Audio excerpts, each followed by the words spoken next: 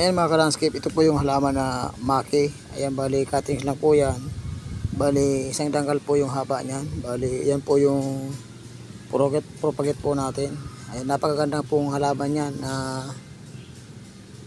pwede rin po yan sa pang indoor o pang outdoor yung halaman yan mga ka-landscape. Ang tawag po dyan sa halaman yan maki. Ayan o. Bali ngayon po mga ka-landscape, bali ano lang po yan, yung mga sanga-sanga lang po yan yung sa dulo. Bali yan lang po kinatext natin.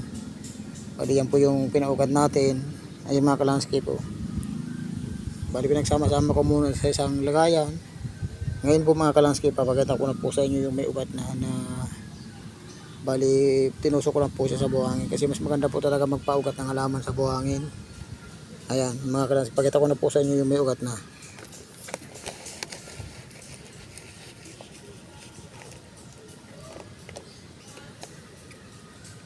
Ayan po siya mga ka-landscape po. Bali ano na po ito, 2 buwan na po itong nakatusok po dito sa buhangin. Ayan, balikan dyan lang po magpaugat ng halaman na maki. Bali tinusok lang po natin sa buhangin. Ayan, mas maganda mga ka-landscape na gagamitin nyo yung buhangin na binistay. Ayan, sige po mga ka-landscape, babay na po.